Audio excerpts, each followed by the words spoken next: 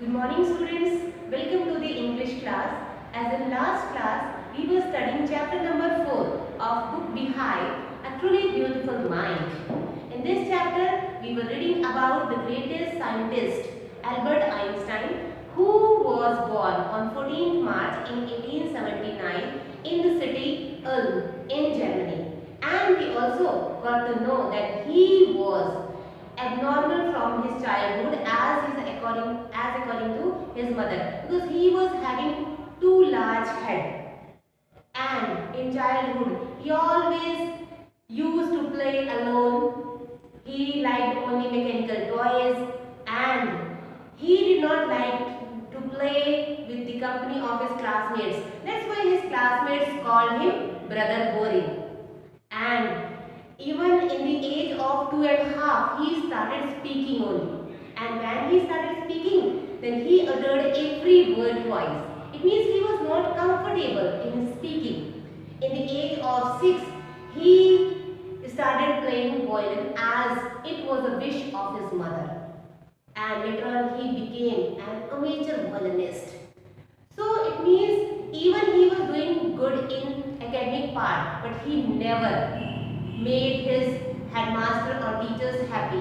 His headmaster was not satisfied with him. Even he told to father of Albert Einstein that Albert would never be happy, and he would not be successful in any kind of profession. So finally, as because of the strict discipline of the school, Albert finally left the school at the age of 15, and he decided to go to Switzerland and do scientific study there.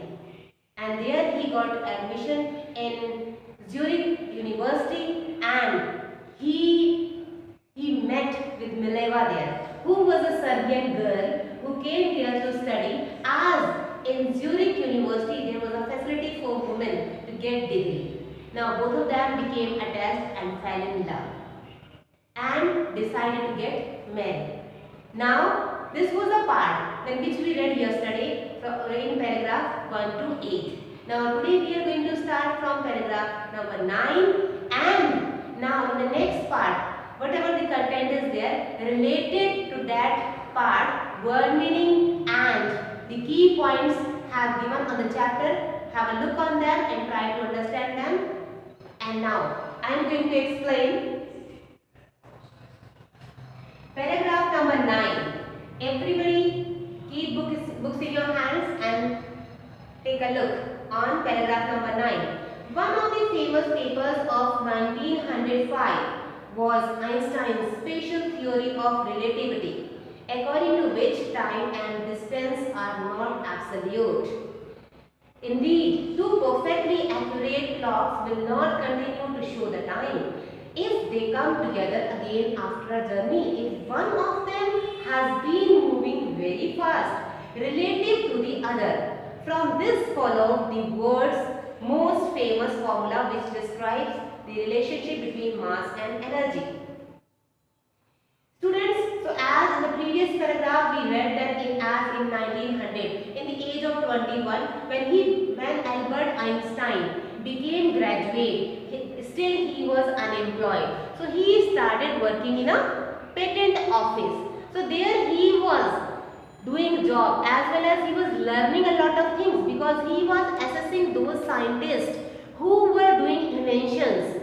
So that's why he called the drawer of his desk as a Bureau of Theoretical Physics, because he sent documents and inventions of other scientists which were also coming in the hands of Einstein for observation. So he was getting a knowledge from them, and because of this that in 1905 he gave special theory of relativity. According to this, Einstein said that time and distance, they are not interlinked, because if we will give the same type of clock to two people and we will tell them to run, and while returning if we will see, then the timing would be different in both the clocks.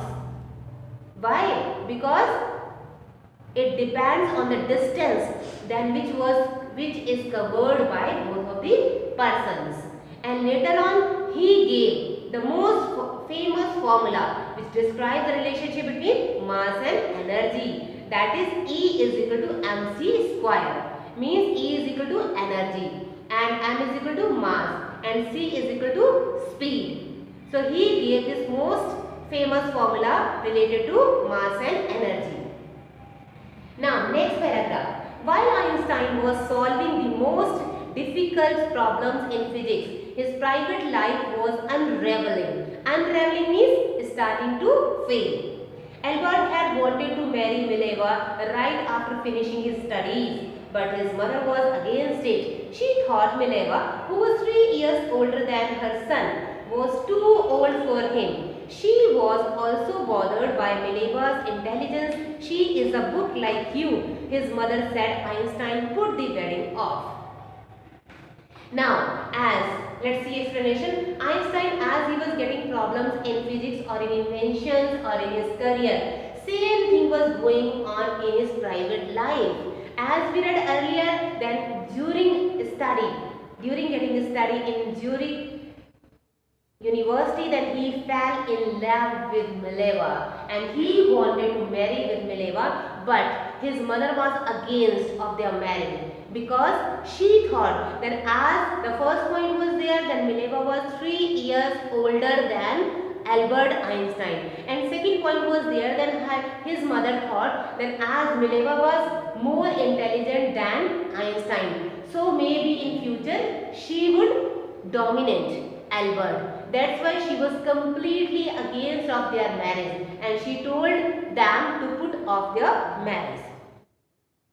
The pair finally married in January 1903 and had 2 sons, but a few years later the marriage faltered. Mileva meanwhile was losing her an intellectual ambition and becoming an unhappy housewife. After years of constant fighting, the couple finally divorced in 1909. Einstein married his cousin Elsa the same year.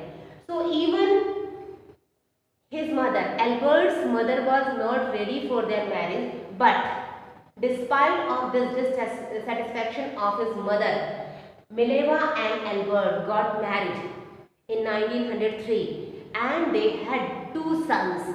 But later on Mileva realized that because of being housewife and because of this marriage, she was not able to get his aim. She was not able to complete his dream. She was not able to complete and make his career. That's why she was not satisfied and fighting between them was started, and because of continuously fighting, both of them decided, and after togetherness of 16 years, finally in 1919, both of them got divorced, and after that Einstein got married with Elsa, who was his cousin in the same year. Now next paragraph, paragraph number 12. Einstein's new personal chapter coincided with his rise to world fame. In 1915, he had published his General Theory of Relativity, which provided a new interpretation of gravity. An eclipse of the sun in 1919 brought proof that it was accurate. Einstein had correctly calculated in advance the extent to which the light from fixed stars would be reflected. Reflected means change direction because it hit something. Through the sun's gravitational field, the newspaper proclaimed his work as a scientific revolution. Now, Einstein, after giving equation E is equal to mc square, now his personal chapter was also coincided. Coincided means similar. It was also similar, like his personal life was going on like his career. So in 1915, then he gave General Theory of Relativity, and an eclipse of sun also proved it, as he told that the direction, because of the direction of the stars also get changed. So when he gave this theory, newspapers became full of his theory and he became a popular and famous scientist. And because of this, he got Nobel Prize for Physics in 1921. And after this, he was showered with honors and invitations from all over the world. And he was surrounded by media and press. And everywhere he was getting name and fame. Now after this, what happened, students? Let's find out. Next paragraph. When the Nazis came to power, at that time what happened? The Nazis got power in Germany in 1933. At that time, Einstein emigrated to United States. Then as 5 years later, the discovery of nuclear fission in Berlin had American physicists in an uproar. Many of them had fled from fascism, just as Einstein had. Now they were. So when Nazis got power in Germany in 1933, so Einstein, he shifted to United States. Even 5 years later, when discovery of nuclear fission was done, so all the American physicists, they got very upset, and many of them also fled away from there because of fascism. Fascism is as extreme system of government. So they ran away from there because they got afraid. Then here if Nazis could build an atomic bomb, and because of this they can be hurt. Now at that time, he was who? Albert Einstein. He was requested by his colleague.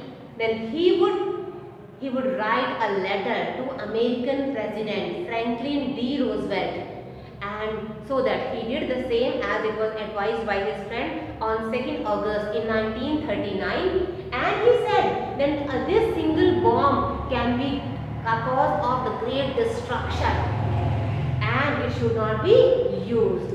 But the same thing also happened. His words did not fail to have an effect. The Americans developed the atomic bomb in secret project, and what happened? And they dropped these bombs in the cities Hiroshima and Nagasaki in August 1945, and it caused a great destruction of lives in Japan. Now Einstein was deeply shocked by this destruction, and then he wrote a letter to United Nations, and he requested to stop this destruction, to stop this war, and he also demanded for formation of world government. And unlike the letter of Roosevelt, then here this letter made no effect. But in the next decade, in the next 10 years, when Einstein became involved in politics and he got benefit of this involvement, then he got benefit and he used this popularity to make people aware, and he used his popularity to campaign for peace and democracy. And from that he started his efforts to develop peace, to advocate peace in the world. So until death he continued his effort. Even in 1955, at the age of 76, when he was died, he was celebrated as a visionary. Visionary means a person who can see, who can tell about, and who can think about future. He was celebrated as a visionary and world citizen as much as a scientist genius. So it means he was only a person who did not only think about the scientific field. He made invention, he gave his equation, he gave his theories, and gave a great revolution. He brought a great revolution in the life of science, as well as he brought a great change in the life of human being. And as he was having a humanistic attribute, so along with the great scientist, he was a perfect human being. So along with this, now this chapter has completed. Students, revise this chapter. I hope this chapter has clear to you. Still, if you have any query, ask me. Thank you very much.